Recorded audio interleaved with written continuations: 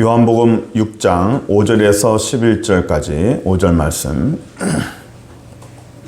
예수께서 눈을 들어 큰 무리가 자기에게로 오는 것을 보시고 빌립에게 이르시되 우리가 어디서 떡을 사서 이 사람들을 먹이겠느냐 하시니, 이렇게 말씀하심은 친히 어떻게 하실지를 아시고 빌립을 시험하고자 하심이라.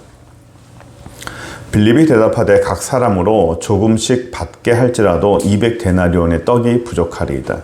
제자 중 하나 곧 시몬 베드로의 형제 안드레가 예수께 여짜오되 여기 한 아이가 있어 보리떡 5개와 물고기 2마리를 가지고 있나이다. 그러나 이것이 이 많은 사람에게 얼마나 되겠사옵나이까. 예수께서 이르시되 이 사람들로 앉게 하라 하시니 그곳에 잔디가 많은지라. 앉으니 수가 5,000명쯤 되더라. 예수께서 떡을 가져 축사하신 후에 앉아있는 자들에게 나눠주시고 물고기도 그렇게 그들의 원대로 주시니라. 아멘. 얼마 전에 우리 드라마 가운데서 우영우라는 변호사 자폐 학생이 나온 드라마가 있었어요. 참 감동 있게 봤습니다. 거기에 보면 항상 등장하는 동물이 있는데 고래예요. 고래가 등치가 워낙에 커서 도대체 이 고래는 뭘 먹고 살까? 얼마나 큰 고기를 먹고 살아야만이 이 큰 덩치를 유지할 수 있을까? 고래가 뭘 먹을까요? 고래가 새우를 먹습니다. 새우. 크릴 새우라 먹는데, 새우가 우리 새우 할 때 이 마트에 가서 이만한 구워 먹는 큰 새우가 아니고요. 얼마나 새우냐면 1cm짜리 새우를 먹고 살아요. 요만한 1cm짜리 새우를 먹고 사는데 하루에 얼마를 먹을까요? 얼마를 먹어야 그 요만한 1cm짜리 새우를 먹어야 배가 찰까요? 2.5톤. 새우만 2.5톤. 그러니까 때를 발견하면 그 때를 이렇게 훅 삼켜가지고 이렇게 걸러서 먹습니다. 참 어울리지 않아요. 그 큰 등치에 그 큰 조그마한 새우를 먹는다는 게 어울리지 않는데, 우리는 그거 보면서 그렇겠지 라고 생각하겠지만, 도대체가 요만한 1cm짜리의 새우를 2.5톤을 먹으려면 얼마나 돌아다녀야 될까요? 예? 그걸 어떻게 하면 먹을 수 있을까요? 도대체가 어떻게 해야 그 1cm짜리의 크릴 새우를 2.5톤을 먹을까요? 우리가 사람으로 하면 찾다가 볼장 다 볼 거예요.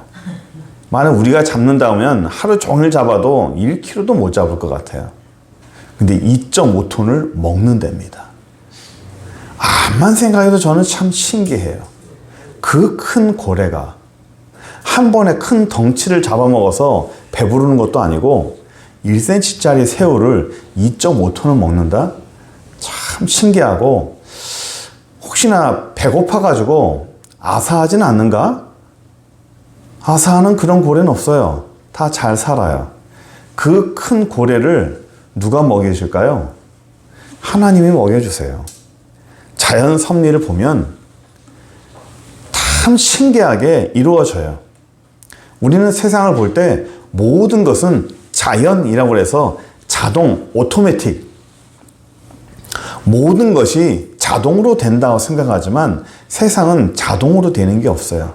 어떤 것 하나하나도 전부 다 하나님의 섭리하심이 없으면 그것은 다 틀어지게 돼 있어요. 우주과학이나 지구과학 하신 분도 알겠지만 물리도 그렇고요. 이 세상의 모든 지구과학도, 이 우주의 모든 것도 단 1cm의 오차도 없어요.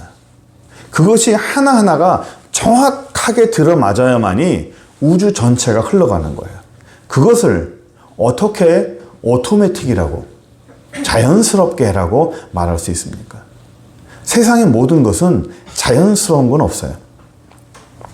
사람의 이 몸도 모든 의사들이 다 검사하고 이걸 만들고 합니다. 그러나 의사 가운데서 가장 신비하고 자기들 스스로 신기하다고 생각하는 신체 구조 중에서, 장기 중에서 제일 신기한 게 어떤 건지 아십니까? 심장입니다. 심장. 심장은 저절로 자기가 뛰어요. 그 심장이 뛰면서 이 생명을 유지시켜 줍니다. 어떻게 그렇게 가능할까? 어떻게 그렇게 가능할까? 그 심장을, 뛰는 심장을 만지는 이 의사들은 이게 생기가 돋고 그 생명의 힘을 느낀다고 그래요. 이 세상은 절대로 저절로 되는 게 없어요. 그 큰 고래도 하나님이 먹이시고, 하늘을 나는 새도, 바닷속에 있는 물고기도, 이 땅의 모든 것들은 하나님이 하나하나 다 계획적으로 먹이시고 입히시고 이끌고 가시는 거예요. 우리도 똑같아요. 우리도 하나님께서 먹이시고 입히시고 우리를 다 섭리하십니다. 이런 걸 섭리라고 그래요. 그런데 하나님이 우리를 먹이시고 입히시고 모든 걸 다 섭리하시는데 우리의 삶에 그렇다면 모든 것이 다 충족하느냐? 내 인생에 나는 부족한 게 하나도 없느냐? 그렇지 않거든요. 우리가 지난주와 그 지난주에 봤듯이 2주간에 걸쳐서 결핍에 대해서 배웠죠. 결핍이 뭐냐면 가장 중요한 거 하나가 없어서 나머지 것들이 다 필요가 없는 것이라고 그랬죠. 저녁 식사가 다 준비가 됐는데 밥이 없는 상황. 그런 걸 결핍이라고 그랬어요. 우리의 삶에서도 결핍이 있어요. 내 삶에 가장 중요한 것 그 하나가 없어서 내 삶에 다른 것들이 역할을 제대로 못하는 그런 것들이 참 많잖아요. 네 인생에 문제들이 있잖아요. 우리의 가정에 문제들이 있잖아요. 그런 문제들이 한두 가지쯤은 다 있어요. 그러면 그 문제들을 어떻게 해야 될까요? 하나님은 그 문제들을 왜 우리에게 줬을까요? 왜 우리에게 결핍의 상황을 만들었을까요? 그런 것이 없으면 모든 것이 만족하면 하나님을 찾질 않아요. 내가 어떤 것이든 풍족하면 사람은 감사한 줄 모릅니다. 그래서 오늘은 우리가 하나님께서 고래를 배불리신 하나님께서 우리 인생을 어떻게 먹이시는가를 좀 잠깐 봤으면 좋겠어요. 우리가 예배 전에 찬양도 했지만 하나님은 좋으신 하나님이에요. 저는 이 찬양을 너무 좋아해요. 좋으신 하나님, 좋으신 하나님, 참 좋으신 나의 하나님.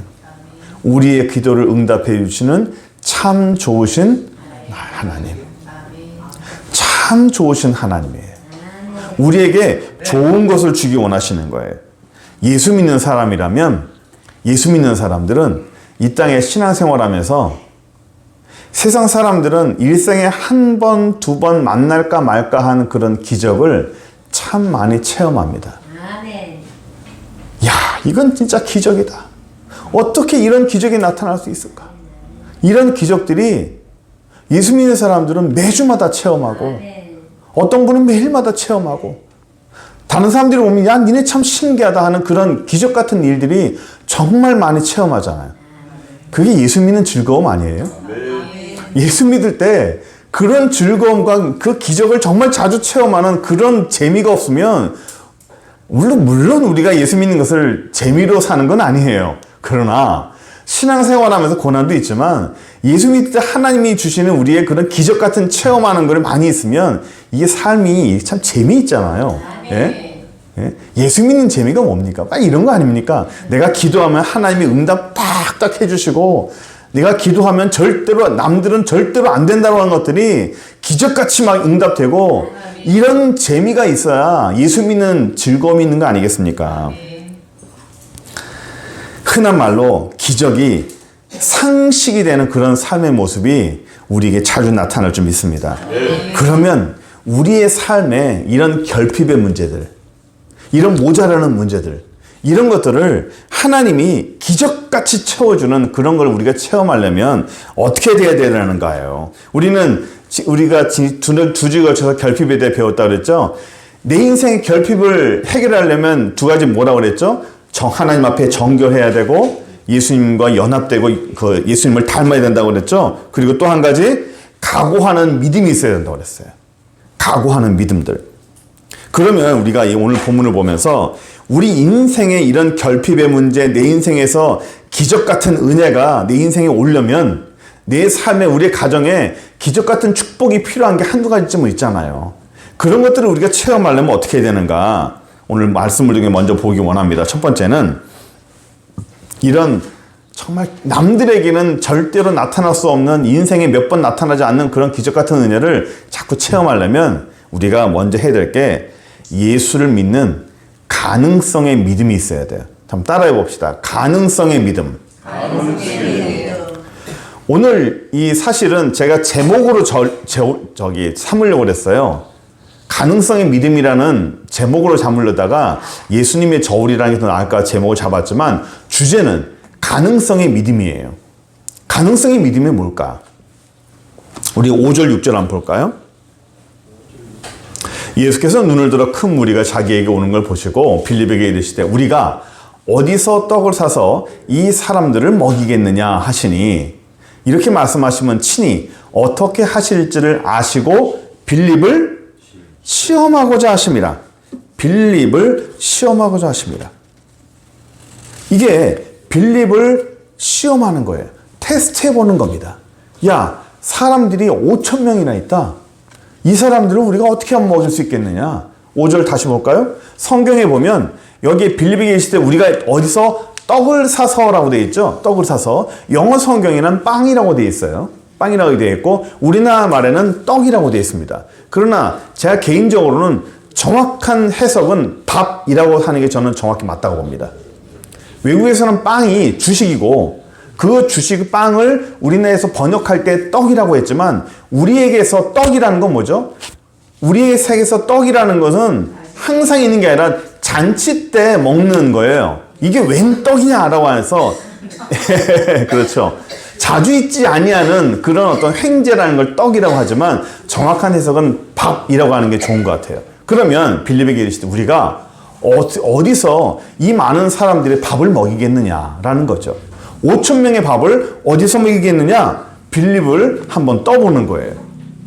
빌립을 시험한다는 거죠. 빌립을 한번 저울질 해보는 거예요. 너의 생각을 내가 한번 알아보고 싶다. 너는 이걸 어떻게 풀 수 있겠느냐라는 겁니다. 하나님의 역사가 나타나기 위해서는 예수님께서 우리에게 항상 시험과 연단을 줘요. 우리를 테스트해요. 기적이라는 게 바로 그런 거예요. 기적은 그냥 가만히 있는데 팍 나타나는 게 아니에요. 하나님의 축복 자체가 기적 아닙니까? 생각지도 않는 하나님의 축복이 기적이에요. 저희가 저희 잠깐 간증하면 저희 교회 차량이 고장이 났어요. 너무 이제 매 한 달, 두 달에 한 번씩 수리비를 30만 원, 50만 원 주고 수리를 했는데 이번에는 좀 수리비가 너무 많이 나가는 것 같아서 좀 돈을 모았다가 한 200만 원 정도 모아서 수리하려고 갔어요. 카센터 갔더니 수리비 너무나 많이 나온다고 우리는 수리 안 합니다. 가시래. 그냥 대강 타다 버리세요 그러는 거예요. 그래서 카센터 거절당해서 나왔어요.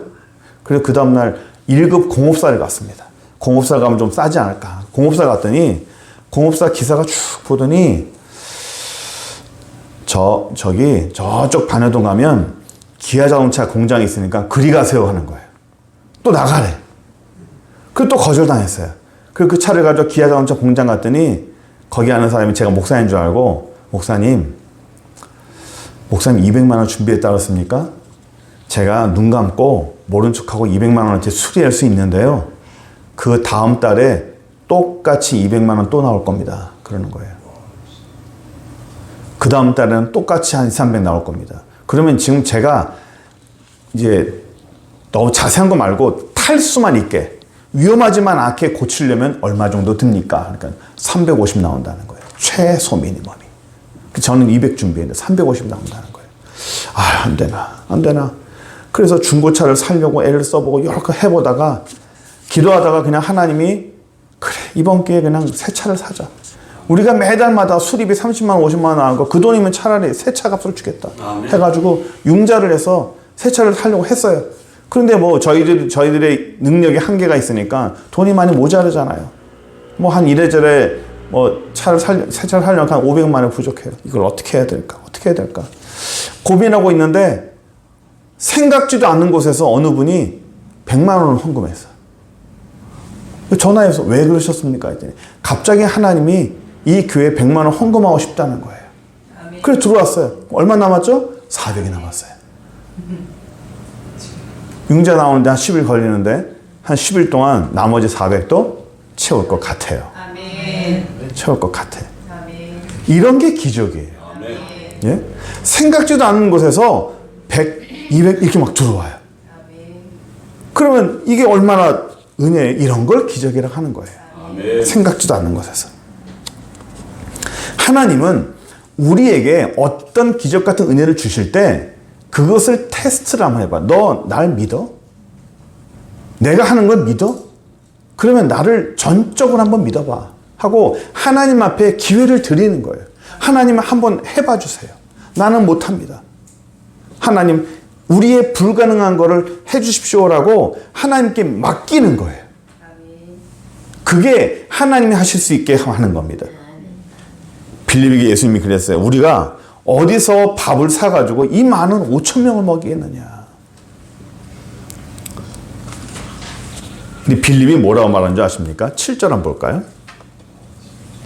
빌립이 대답하되 각 사람으로 조금씩 받게 할지라도 200데나리온의 떡이 부족할 것입니다. 각 사람에게 조금씩이라도 이렇게 좀 달라 그래도 200데나리온의 떡이 부족할 거다. 200데나리온. 한 데나리온이 하루 그 일당이에요. 그러면 오늘날로 말하면 그냥 편하게 10만 원이라고 칩시다. 그럼 5,000명을 먹이려면 2천만 원이라는 돈이 필요해요. 그 돈이 그냥 툭툭 나가는 겁니다. 돈이 없죠. 빌립이 이 말은 200데나리온의 떡이 이 돈이 부족하다. 이 말은 된다는 얘기예요, 안 된다는 얘기예요? 안 된다는 얘기예요. 현실적으로도 불가능하고 우리는 그런 돈이 없습니다라고 말하는 거죠. 이거는 누구나 할 수 있는 대답이에요. 계산이 조금만 빠른 사람들은요, 이건 누구나 할 수 있는 대답입니다. 현실주의자예요.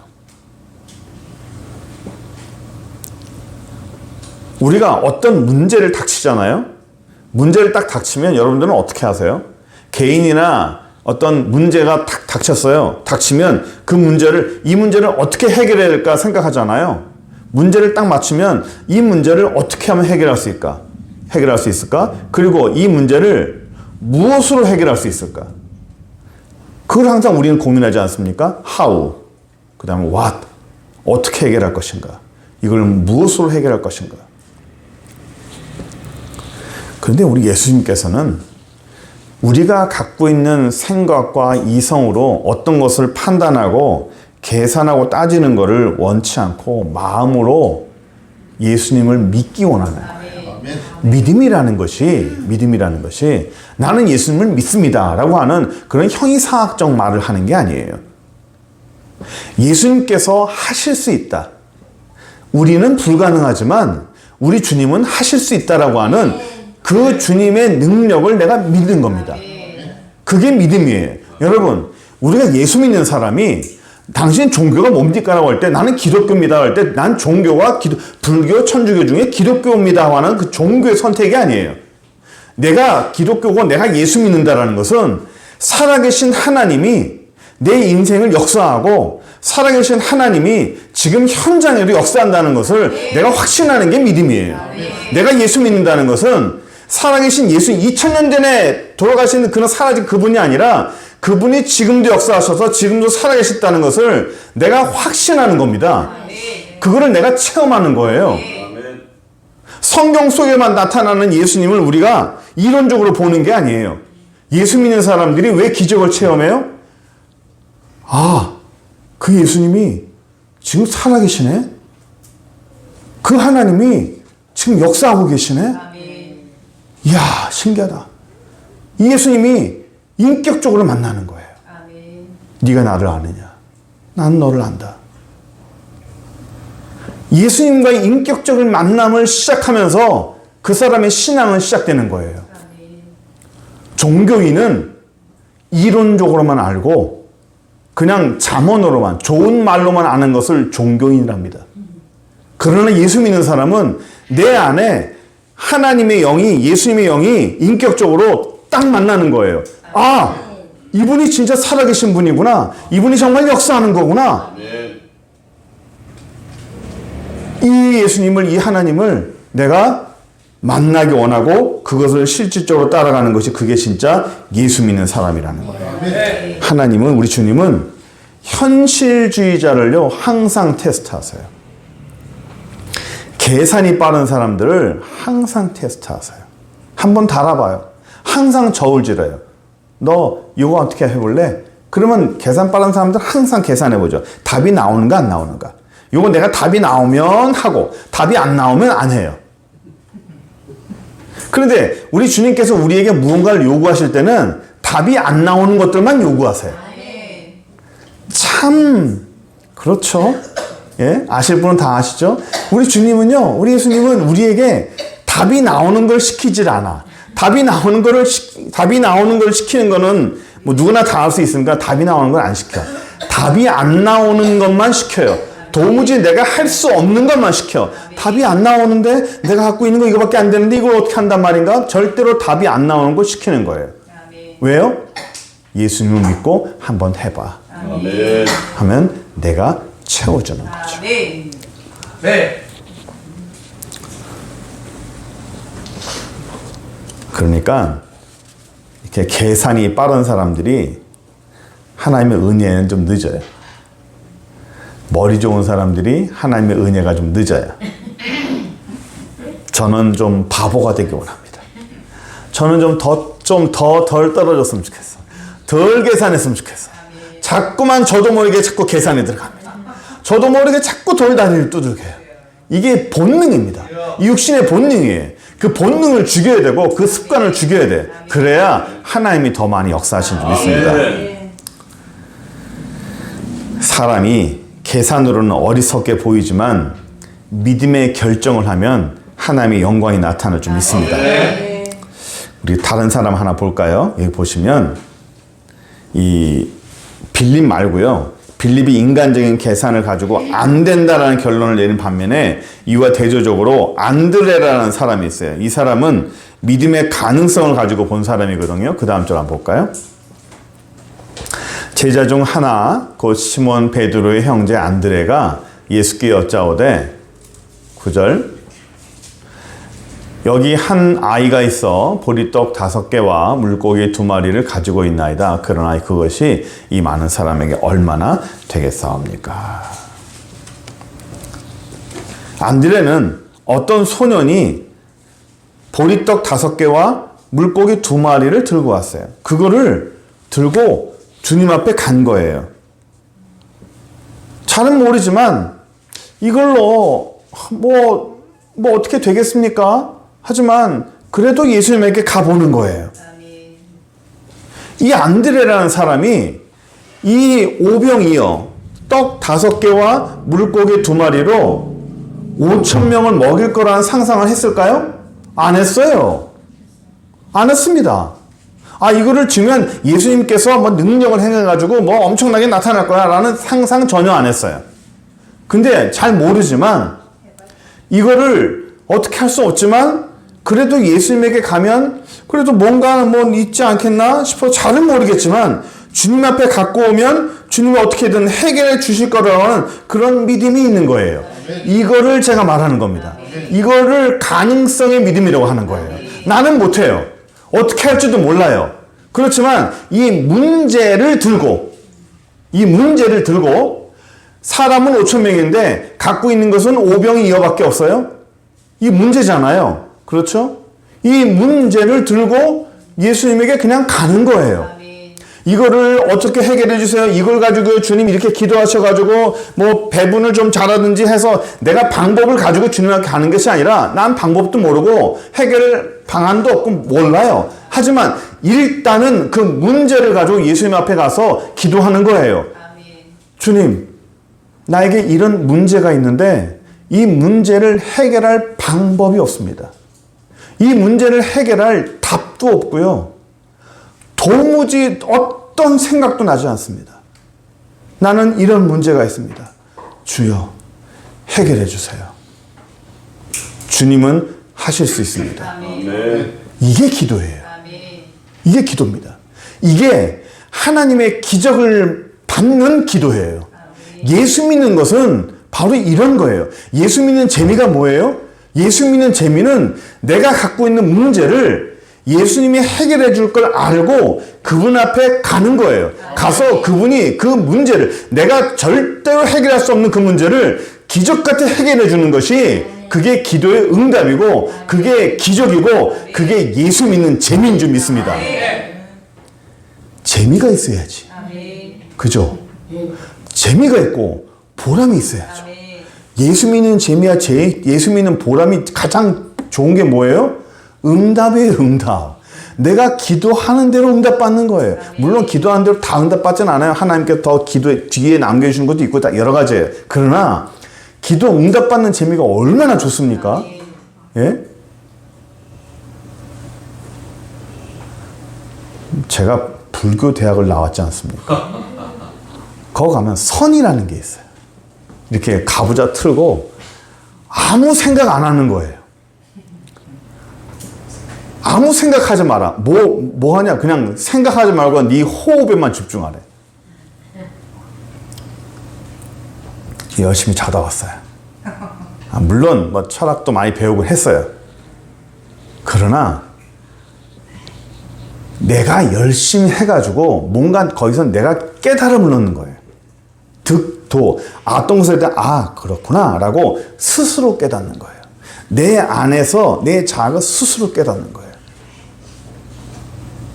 그런데 예수 믿는 건요, 하나님의 신적인 능력이 우리 안에 들어오는 거예요. 우리 안에 모든 고민과 우리 안에 모든 문제가 하나님의 능력으로 내 안에 들어오셔서 해결해 주는 것이 그게 예수 믿는 거예요.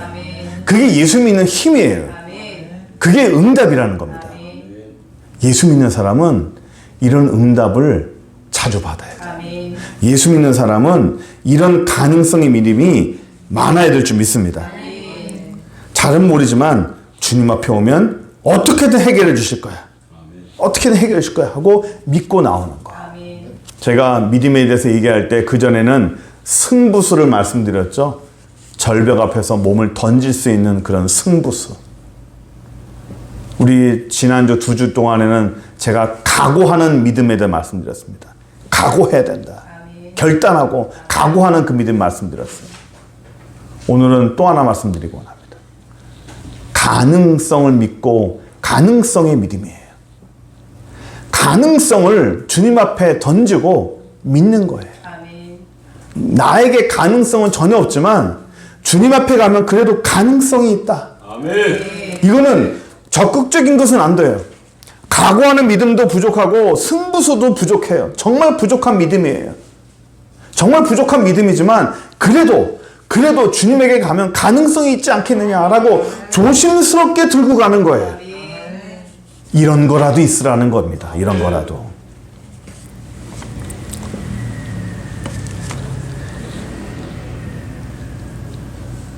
(11절) 한번 볼까요? 예수께서 떡을 가져 축사하신 후에 앉은 자들에게 나눠주시고 고기도 그렇게 하시니 원대로 주시다.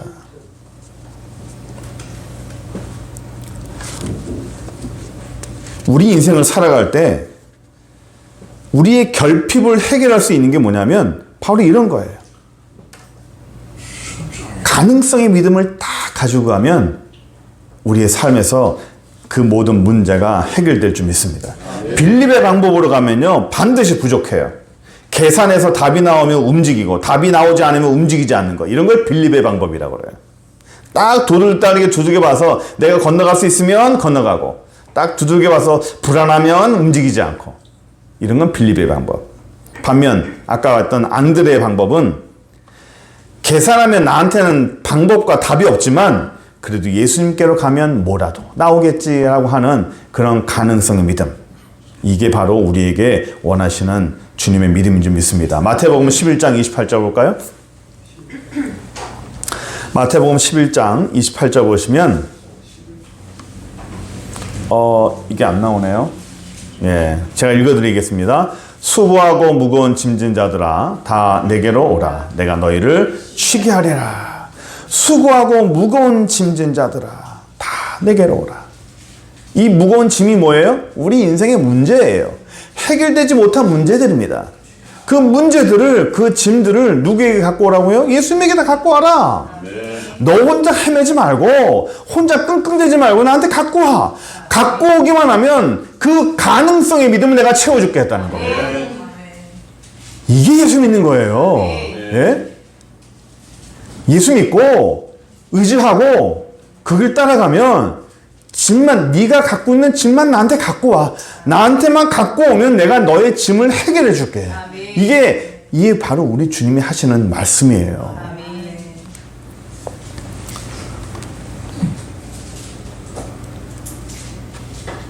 두 번째 말 볼게요. 시간이 많이 지나갔지만 이 오병이어의 기적이 나타난 계기가 있어요. 이 첫 출발은 안드레가 아니고요. 이 오병이어를 갖고 있었던 사람이에요. 떡 5개와 물고기 2마리를 갖고 있던 사람입니다. 이 사람이 먼저 내놨으니까 이런 일이 벌어졌죠. 그렇죠? 자기 걸 내놓은 거예요. 자기 걸 내놔서 이걸 뭐라고 하면 헌신이라고 그래요. 이 보리빵이라는 건 뭐냐면 당시에 서민들이 먹는 가장 낮은 빵입니다. 제일 싸고 허름한 빵입니다. 그러니까 주식이에요, 주식. 그러니까 빵만 먹어요. 그 빵만. 별거 아닙니다. 별거 아니야. 아주 작은 빵이에요. 그런데 보세요. 어떤 사람한테는 이 보리빵이 한 끼 식사, 하루 식사예요. 오늘날처럼 하루 3끼 먹지 않았습니다. 옛날에는. 그냥 하루 한 끼 먹으면 다행이었어요. 하루 한 끼 식량입니다. 하루 한 끼 식량이지만 어떤 사람한테는 그 보리빵 5개가 하루 식량이지만 어떤 사람한테는 그것이 한 끼의 용돈이 될 수도 있어요.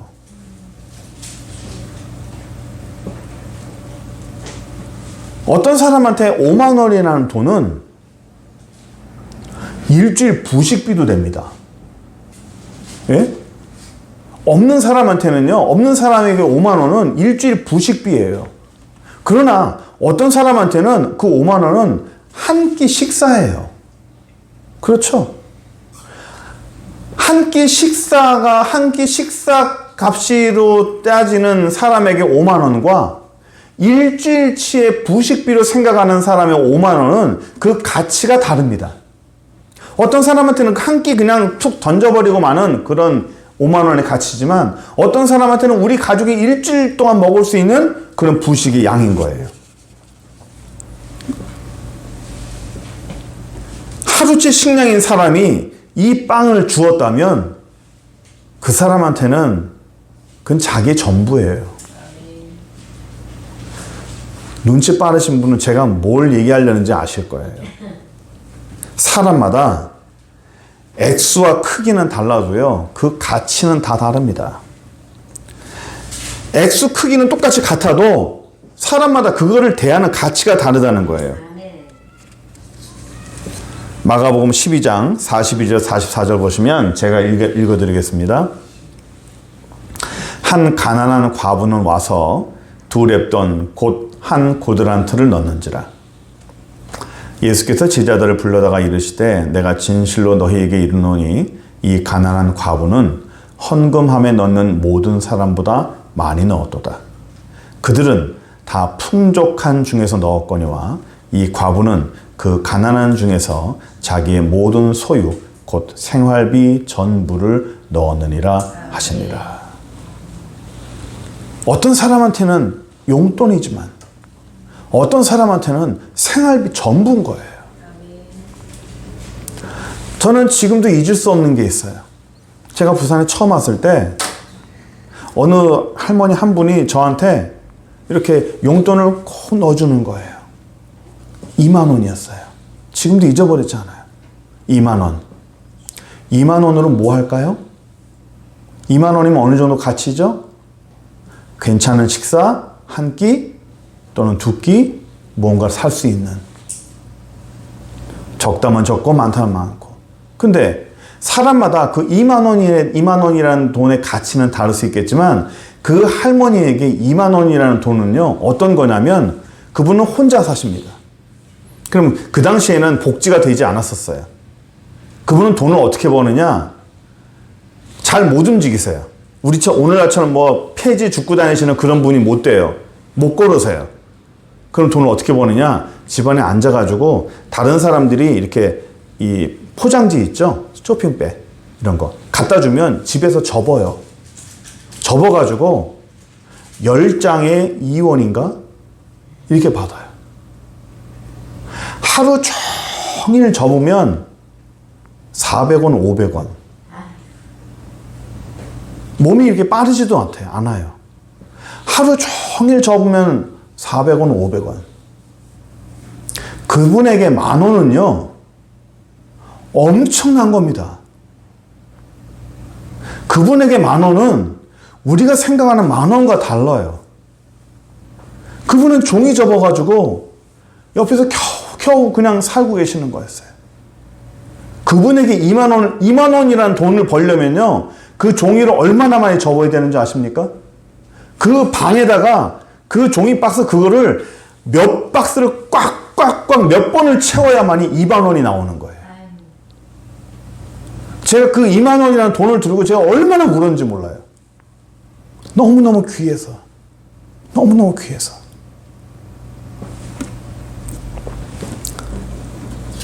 이 과부는 자기의 전부를 드린 것. 사람마다 가치가 다 다른 거예요. 이 오병이어라는 이 사람이 내 걸 내놨을 때 나의 전부를 내놓은 거예요. 자기의 모든 걸 내놓는 겁니다. 이게 쉽지 않다고요. 모든 기적은 작은 헌신에서 시작돼요. 아멘. 하지만 그 작은 것이 다른 사람 볼 때는 작지만 그 사람한테는 가장 큰 거라고요. 하나님은 그걸 보시는 거예요. 사람마다 그 양과 크기는 다르지만 그 가치는 너무너무 다른 겁니다. 하나님은 그걸 보시는 거예요. 시간이 지나지만 우리가 하나만 더 보려고 합니다. 11절, 12절 보시면 예수께서 떡을 가져 축사하신 후에 앉은 자들에게 나눠주시고 고기도 그렇게 저희의 원대로 주셨다. 12절 보시면 저희가 배부른 후에 예수께서 제자들에게 이르셨다 그랬어요. 저희에게 11절에 저희에게 원대로 주셨다 그랬어요. 그리고 12절에는 저희가 배불렀다 그랬어요. 떡 5개와 물고기 2마리로 사람들에게 원대로 주셨어요. 원대로가 뭐죠? 달라는 대로 다 준 거예요. 더 주세요 하면 더 주고, 하나 더 주세요 하나 더 주고. 우리 여러분 배식 해보셨죠? 학교 다닐 때 배식 받아보셨죠? 군대에서도 배식 받아보시고 해보셨죠? 배식 잘못하면요 뒷사람 밥 못 먹습니다. 처음 사람 많이 주고 많이 달라는 대로 다 줘버리면 뒤에 사람 못 먹어요. 맛있는 거 못 먹습니다. 그래서 애초에 처음부터 계산을 해가지고 맨 마지막에 좀 남긴다라는 생각을 가지고 이걸 나눠줘야만이 제대로 배식이 되거든요. 근데 어떻게 했어요? 원대로 다 줬다는 얘기, 원하는 대로 다 줬다는 거예요. 엄청나게 나눠줬다는 겁니다. 조금씩 주는 것이 아니라 원하는 대로 다 나눠줘서 12바구니가 다 남았다는 겁니다. 근데 보세요. 주는 자나 받는 자나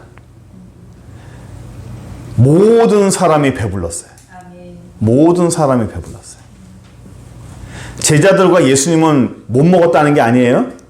나눠줬으니까 너희들만 먹고 너희들 굶어라? 아니에요. 나눠준 사람도 배부르고 받은 사람도 배불렀어요. 저는 여기서 우리가 알았으면 좋겠어요. 나눠주는 자나 받는 자나 모든 사람이 배부른 거예요. 이게 어떻게 이게 생겼을까? 저는 이게 참 신기해요. 어떻게 이게 변함 없이 나타났을까? 밑에서 계속 생겨났을까? 근데 이 오병이의 사건이 성경에서만 나타납니까? 오늘날 우리 주변에서 나타난 거잖아요. 예?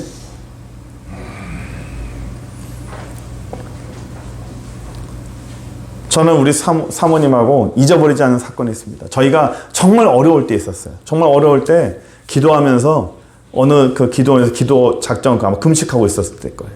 그 기도하고 있는데 기도원에서 갑자기 뭐 행사를 한대요. 그 기도원에 목사님들이 주무시는 그 숙소에 이 이불을 바꾼다 그러더라고요. 그래서 한 분씩 이렇게 한 분씩 뭐 한 10만 원씩 이렇게 해서 5만 원씩 헌금을 받는다 하더라고요. 근데 제 마음 가운데 갑자기 이 말씀하시는 게 네가 다 해라. 거기도 하지 말고 네가 그거 전부 다 해라 그러시는 거예요. 그래서 바로 순종했어요. 그래서 제가 손 들고 이거 제가 다 할게요. 그랬더니 거기 있는 분이 그를 못 알아들었어요. 뭐라고요? 제가 이거 다 한다고요. 그분은 제가 되게 부자인 줄 아는 모양이에요. 한 100 얼마 됐었어요. 그 돈이 뭐냐? 그 주에 저희 교회 월세였어요. 교회 월세, 전기세, 그 모든 공과금 있죠? 그거를 내보내려고 준비했던 돈이었어요. 그때 사모님이 옆에 계셨나? 막 계셨을 거예요. 맞아요. 제가 동의를 얻었어요. 이거 하려고 그러는데 해도 되겠냐고. 그랬더니 사모님이 평소 같았으면 눈심지를 깼을 텐데 오케이 하더라고요. 제가 바로 그때 써서 냈습니다. 그럼 보세요. 저희에게 갖고 있는 돈이 150만 원이었는데 150만 원이 나가면 통장에 얼마가 남죠? 0이죠. 맞아요. 150이 있는 데서 150이 나가면 0원이 남아야 되죠? 맞아요. 대책이 있느냐? 대책 없어요. 대책 없습니다. 하나님이 하라고 하니까 그냥 한 거예요. 그리고 끝나고 나서 교회 돌아오니까 150이 바로 채워졌어요. 바로 150 채워지고 그 다음에 또 채워졌어요. 이게 하나님의 산수예요. 이런 게 오병이어요. 이게 오병이어입니다. 하나님 앞에 말씀했을 때 내가 그대로 순종하고 인간적인 산수하지 않고 그대로 헌신했을 때 하나님은 10에서 10을 빼면 0이 돼야 되는데 10에서 10을 빼면 100이 되고 50이 되고 150이 되고 200이 되는 거예요. 이게 하나님의 산수예요. 숫자는 이 땅의 개념이에요. 하나님 나라에는 그런 숫자가 없는 줄 믿습니다. 복은 밖으로 흐르게 해야 돼요. 내가 갖고 있는 것을 자꾸만 드려야 돼. 헌신해야 돼. 복은 나누어야 2배가 되는 거예요. 하나님이 내게 줬어요? 그럼 자꾸만 바깥으로 흐르게 해야 돼. 우리 지난주에 우리 김경동 목사님 말씀 들으셨죠? 아주 저는 은혜 많이 받았어요. 복은 하나님 주신 것은 내 안에서 자꾸만 흐르게 해야 돼요. 이렇게 흘러 넘치게 해야 됩니다. 복이 있는 사람은 반드시 하나님은 그를 흐르게 해요. 넘치게 하세요. 근데 그게 넘치는 것을 못 넘치게 하고 내가 다 가질 거야 하는 사람은요, 하나님이 부어주지 않아. 그런데 넘치는 것을 흘러가게 하고 다른 사람에게 흘러갈 수 있게끔 다 나눠주면요, 하나님은 더 많이 흐르게 부어주십니다. 그 다른 사람 흐르게 해야 되죠? 그러면 그 흐르게 하면 그 흐른 것을 받는 사람이 있겠죠? 그렇죠? 받는 사람이 있습니다. 주는 사람이 있으면 받는 사람이 있습니다. 주는 사람이 복됩니까? 받는 사람이 복됩니까? 주는 사람이 복돼요. 받는 사람 입장에서 웬 횡재냐? 막 흐른 거 내가 받겠다라고 해서 받으니까 좋겠죠. 그러나 받는 사람은 그것뿐이에요. 의미를 이해하십니까? 받는 사람은 그것뿐이라고요. 그것만 받고 끝나는 거예요. 내가 받고 그것을 또 흐르게 하면, 다른 데로 돌리게 하면 더 많은 것이 내게 들어옵니다.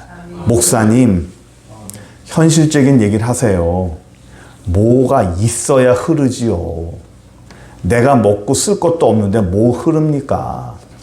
먹고 죽어도 없는데 뭐가 흐릅니까? 없을 때 흐르게 해야 돼요. 없을 때. 부족할 때 흐르게 해야 돼요. 부족할 때 나눠야 돼요. 예? 이 과부나 이 오병의 주인이나 넘쳐서 흐르게 했습니까? 넘쳐서 나누었어요? 아니에요. 없어요. 부족해요. 다해요. 그런데 그렇게 나눌 때 하나님이 그에게 더 많은 걸 주시는 거예요. 이 복의 원리를 아는 자가 축복이 있을지어다. 아멘. 복은, 하나님의 축복은 결핍의 문제를 해결하기 원하고 기적의 문제를 해결하기 원하세요? 흐르게 하세요. 흐르게 하세요. 그러면 더 많은 게 내게 들어와요. 가지려고 하고 받으려고만 하고, 보세요. 이 간혹가다 TV에 보면 막 이것저것 다 모으는 분들이 있죠, 집안에. 그리고 막 방마다 쓰레기가 꽉 차죠. 그 사람들이 부자예요? 가난합니다. 모으기만 하고 받는 사람은요, 평생 가난에서 벗어날 수 없습니다. 제가 장담할게요. 받기만 하고 모으기만 하고 절대로 흐르지 않고 내 것만 챙기고 그것만 욕심내잖아요. 절대로 그 사람은 가난에서 못 벗어납니다. 하나님이 주신 복은 흘러야 복이 돼요. 흘러야 부자가 됩니다. 정말 부자가 되고 싶으세요? 정말 하늘의 복을 받고 넉넉하게 살고 싶으세요? 흐르게 하세요. 흐르게 하세요. 흐르게 해야 다른 사람에게 나눠줘야 하나님이 더 많은 것을 받습니다. 내 안이 이 심령이 부자가 돼야 돼요. 이 심령이 하나님 앞에 부자가 돼야 그래야 물질도 따라와요. 이 속이 가난하면 물질도 가난합니다. 하나님 앞에 우리는 좀 테스트를 해봤으면 좋겠어요. 매일매일. 우리 주님은 우리를 매일 저울질 해봐요. 네가 어느 정도 되는지 한번 또 달아보십니다. 이거 한번 해봐라. 네가 어떻게 할래? 이걸 네가 어떻게 하면 해보겠냐라고 항상 저울질 하세요. 통과해야 됩니다. 통과해야 돼요. 우리 주님의 마음을 흡족하게 해야 돼요. 자꾸 통과하고 자꾸 그래야 내 안에 더 많은 거 들어오고 더 많은 축복이 들어옵니다. 예수님께서는 빌립을 시험하듯이 우리를 시험할 수도 있어요. 빌립이 되지 말고 안드레가 돼야 돼요. 아멘. 하나님 앞에 승부수를 던지는 믿음, 하나님 앞에 각오하는 믿음, 그 정도가 안 되면 우리 주님 앞에 가능성의 믿음이라도 드려야 돼요. 그래서 역사를 이루고 은혜를 이루고 기적을 이루고 결핍을 채우고 이 땅을 정말 부자로 살아가는 저 여러분 되기를 간절히 축원합니다. 기도하겠습니다. 전능하신 하나님 감사합니다. 예수의 능력과 은혜로 저희를 축복하여 주시고 하나님의 주시는 그 큰 은혜로 말미암아 이 땅을 힘있게 살아갈 수 있도록 주여 축복하여 주옵소서. 예수 믿는 것이 무엇입니까? 우리가 예수 믿으면서 매일 기적을 체험하고 응답을 받고 우리 주님 살아계신 것을 느끼면서 이 땅을 힘있게 살아가는 거 아니겠습니까? 주여 예수 믿는 재미를 느끼게 하여 주옵소서. 예수 믿는 보람을 느낄 수 있도록 주여 축복하여 주옵소서. 감사드리며 예수 그리스도의 이름으로 기도드립니다. 아멘. 지금은 우리 주 예수 그리스도의 무한하신 은혜와 우리 하나님 아버지의 지극하신 사랑하심과 성령 하나님의 감화 감동 역사하심이 하늘 은혜로서 예수의 능력 가운데 거하기 원하는 귀한 영혼들 머리머리 위에 그들의 가정과 생업 위에 이제로부터 영원토록 함께 있을지어다. 아멘.